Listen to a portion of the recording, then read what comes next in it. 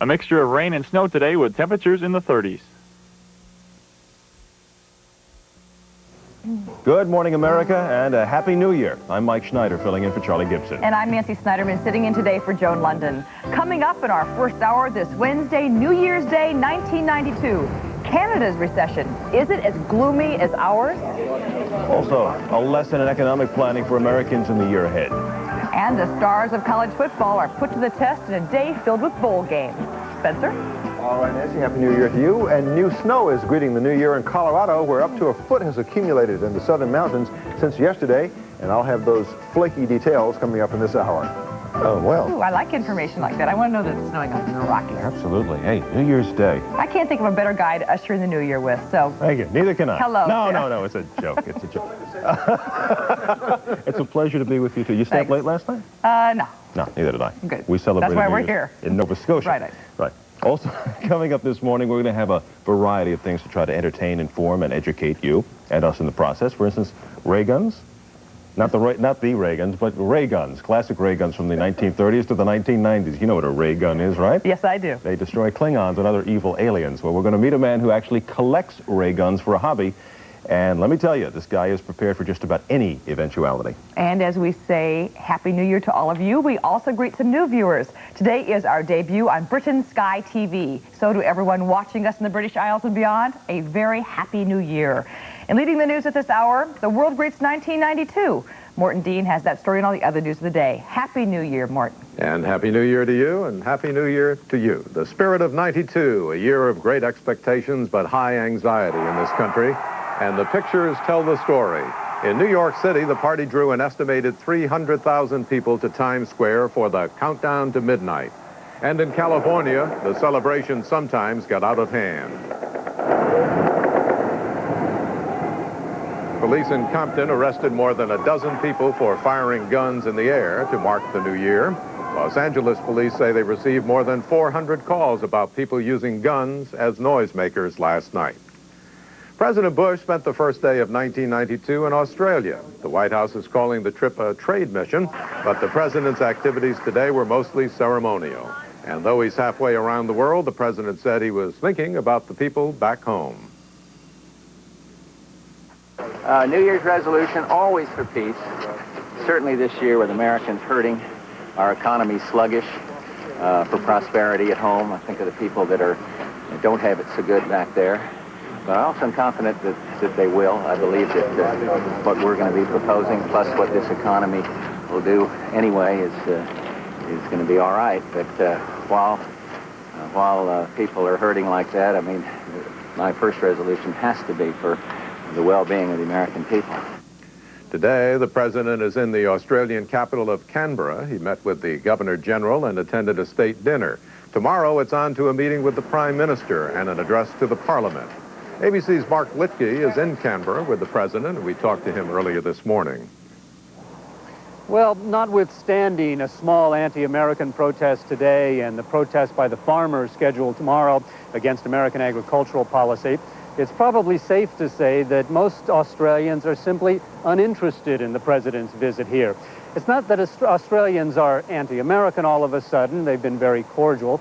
It's just that those old sentimental, emotional bonds between the Aussies and the Yanks are starting to fade away. These are the bonds that grew out of the close relationship in World War II, when Australians and Americans fought side by side, when the Battle of the Coral Sea stopped the Japanese advance on Australia. Most of the Australians today were born after World War II, and I think a younger Australia today is looking more towards Asia, the Asian nations in its backyard, as its future. They are still quick to come to the United States side if the cause is right, as it was in the Gulf War, but I don't think you'll see Australians marching in lockstep with the United States as much as they used to. Mark, from what I've seen and heard and read, many Australians are blaming the United States for Australia's economic woes rather than doing as the United States is doing, blaming Japan.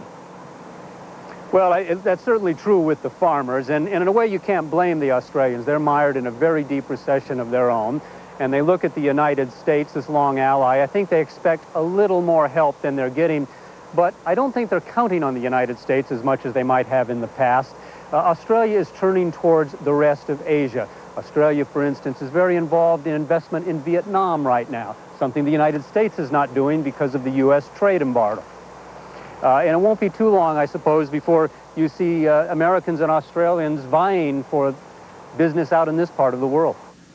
ABC's Mark Litke covering President Bush in Australia. We spoke to Mark a short while ago this morning.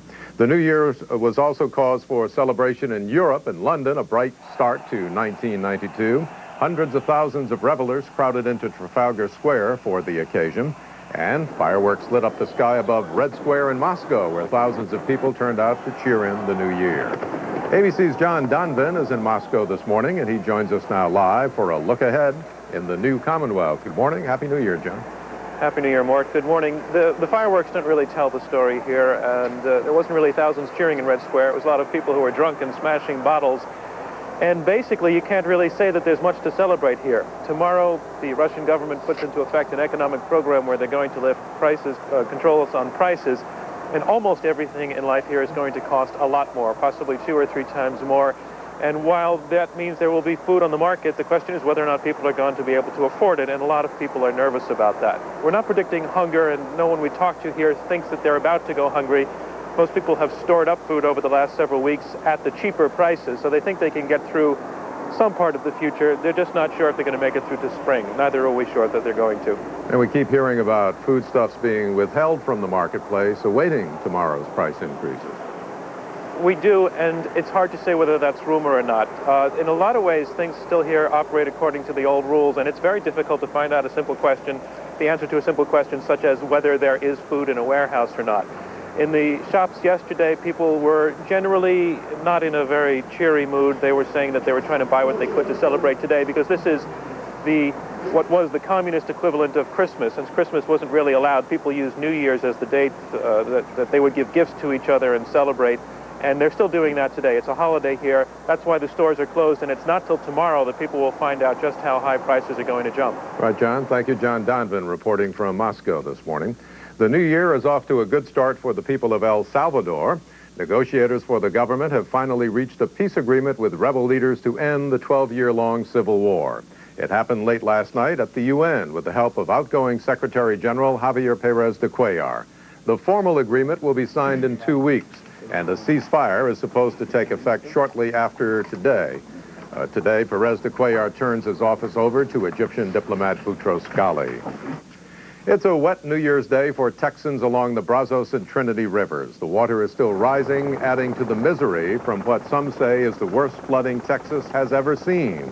Scores of homes and businesses have been underwater for days, and more buildings are expected to go under as the rivers rise.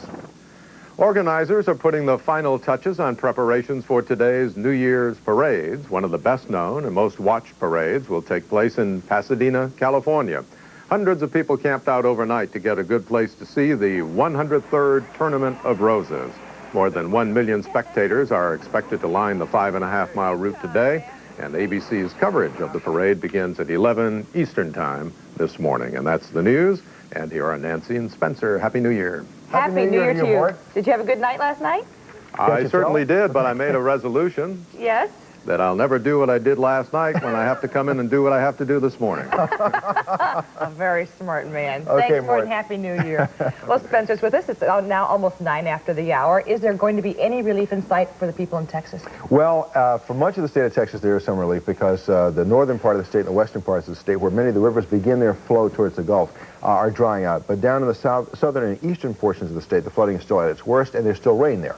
So I'll show you what's happening, Nancy. It is very tough. We'll start with a look at today's projected high temperatures. It's going to be a cool day over much of the nation on this January 1st, 1992. About the northern 3/4 of the country, we'll see highs only in the 30s and 40s. Here in the northern and central Rockies, a large area of highs only in the teens and 20s, where it's very, very cold. Warmer in the extreme southeast, highs in the 60s and 70s over Florida, and getting milder along the west coast with highs in the 50s and 60s. Now, the outlook calls for mostly sunny skies in the far western states and over the Rockies. Snowstorm that left about a foot of accumulation in eastern Colorado yesterday is pushing into the central plains today. Parts of Kansas and Nebraska will see 3 or 4 inches of snow accumulation today, and ice storms and freezing rain in parts of northern Missouri, Iowa, even down into the northern Ozarks and northern Arkansas. The eastern third of the country will be mostly sunny.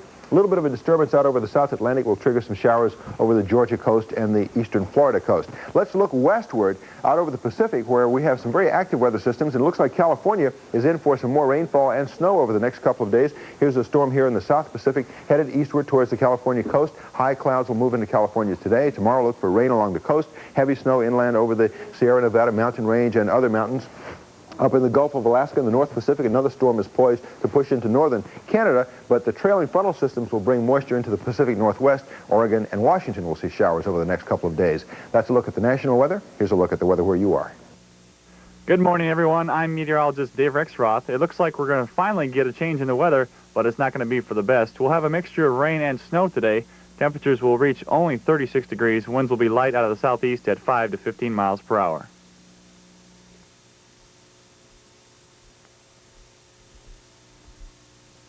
Thank you very much. It is now almost 11 minutes past the hour.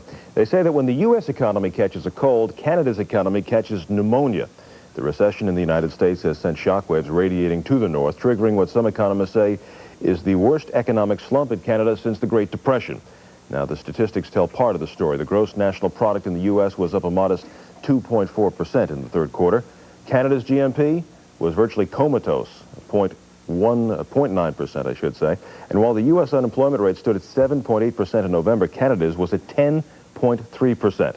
And joining us now to take a look at the problem are from Montreal, Dion Cohen, a private economist and the former business editor for CTV. And here in New York with us, William Holstein, editor at Business Week International. Good morning to both of you. Happy New Year to you. Ms. Cohen, let's begin with you, first of all. What precisely is causing such a serious slowdown in Canada? Well, I think that in a funny way, we're getting two recessions, a double whammy. We had a recession with the United States in 1981-82, but the United States took it really seriously and really restructured its economy. You know, Pittsburgh, Cleveland did a lot of things differently, diffused technology. We didn't do that in Canada. We had a recession, but we sort of thought we would just ride it out, and that's what we did. Now we have to do the restructuring that America did in the early 1980s, in addition to having to deal with the present recession. And it's all compounded now by globalization, international competition, and so on.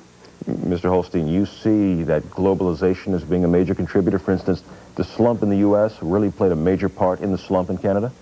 Well, the Canadians have much more than just a recession on their hands. They have a major competitive challenge that the Americans have begun to face up to, and I don't think the Canadians really have. They have a cost structure that's much higher than ours. Their social costs and what they give to unemployment, their medical benefits, their whole cost structure is much higher. So when they're opened up to the full force of what they must do to compete in the world, they're finding that the shock is slightly greater than we're experiencing right now, because we've been building into this for at least a decade. Yet Americans, if you ask the average American now, I presume what you're going to hear is that we're in trouble here. Well, certainly we are, but in Canada, their problem is compounded because they don't agree about who's in charge or what structure their country's going to have, or should Quebec break away, should they break into a different federation. They've got major political uncertainties that hang over them that forces up their interest rates. They have to pay higher, they have to pay more for the money because they can't agree on who's in charge. And Ms. Cohen, I see you nodding in agreement there. Well, yeah, I mean, I guess we are looking at this in exactly the same way. I think that, you know, what you have to understand about Canada is that, I mean, aside from everything that Mr. Holstein has said, which I think is absolutely correct, you have to look at Canada and realize that we are really, really dependent on natural resources, oil and forest products and mining output and so on.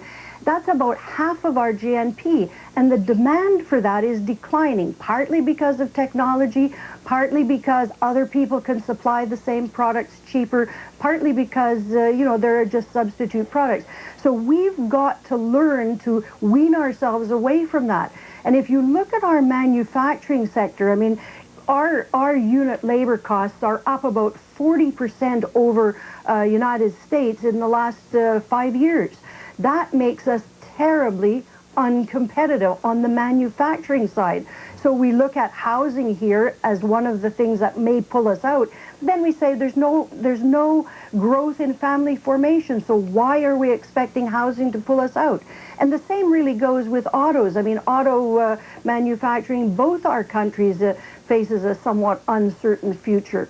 So in Canada, we've just got to understand that value-added jobs and the information, knowledge-based economy is here now. It's not something that's coming, and we really haven't faced up to it. I think we're just starting to. Mr. Holstein, do you see that late facing up to this problem as being something that could be a problem that lingers with Canada for a long period of time, or is a quick turnaround a possibility here? I mean, I don't think there are any quick fixes here. This is a major long-term challenge that they face, and there's no easy solution. People seem to think that, well, George Bush or Moroni can wave a magic wand and make all these problems go away. These are structural problems that we have to work our way out of, and to believe that there's going to be some sort of magic wand kind of solution is just not realistic. This is tough long-term competition with Europe and Japan. That's what we're dealing with here, and we're just beginning. Both our countries are, relatively speaking, in the early stages of coming to terms with that. Mr. Holstein, Ms. Cohen, we have to leave it there. We thank you both for coming in with us this morning, and a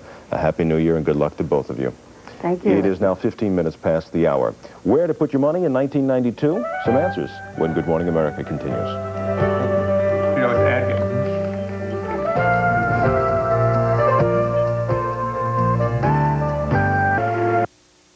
For $11.97, you might think a 386 SX computer with a 40 meg hard drive and a color monitor is a pretty good deal. But it's not good enough for Best Buy. We've got to sell thousands of these Magnavox 386 SX computers with 40 meg hard drive, 1 meg memory, dual floppies, and VGA color monitor. So for $11.97, you also get this Panasonic 24-pin letter quality printer, printer cable, paper, floppy disk, storage box, and software. The whole package, just $11.97. Why buy just a computer? Get everything you need for just $11.97 at Best Buy. My friend Al's having a big party to watch the big game. So I'm setting him up with some KFC Super Buckets. For just $9.99 each, he's getting 15-piece buckets, jumbo buckets of 36 hot wings, and variety buckets with 3 kinds of tasty chicken. I said, how are you going to carry all these? Oh, maybe that's why I'm invited. The KFC Super Buckets, just $9.99. Get them in Lake Edna or your neck of the woods. Tired of small video stores, always out of stock? Come to Movies to Go Superstores. 10,000 movies, videos, and Nintendo games. Open 10 a.m. to midnight every day. Always free.